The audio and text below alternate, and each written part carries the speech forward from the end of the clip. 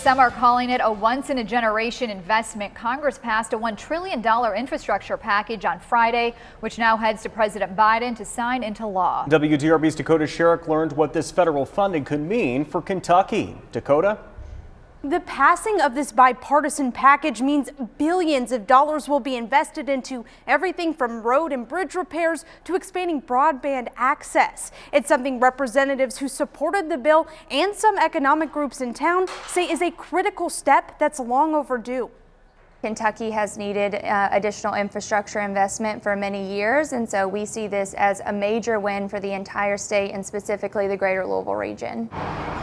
Greater Louisville Incorporated's Shelby Williams Somervell commends Senator Mitch McConnell and Congressman John Yarmouth for their bipartisan efforts to get the package passed. Without that bipartisan work across the aisle between both of them, I don't know if this would have happened. So their leadership on both the House and Senate sides there was really critical to this. Yarmouth is hoping the bill will compensate for what he says is a lot of years of federal neglect in infrastructure. It represents the single biggest investment in our infrastructure in decades, and it will hopefully set us up for a much brighter future. Yarmouth says it will help with roads and bridges, water systems, broadband, and many more things that can benefit Kentuckians. I think Kentucky should be very, very happy that we're going to be able to make these improvements in their daily lives. Somervell believes many of these investments will help Louisville attract new companies and retain the manufacturing and logistics companies it has now. It's going to greatly impact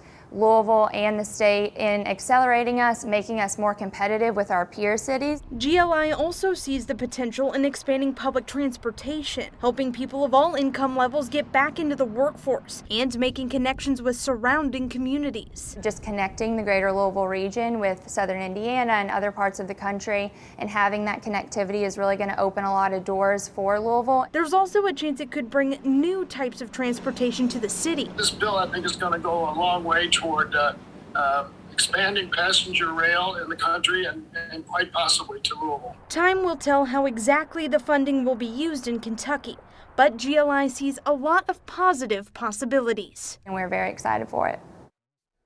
Representative Brett Guthrie was one of Kentucky's House Republicans who voted against the infrastructure deal. He released a statement saying, in part, quote, House Republicans had zero say in how the Senate infrastructure bill was drafted.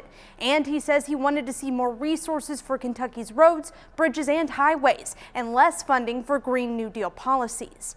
Dakota Sherrick, WDRB News.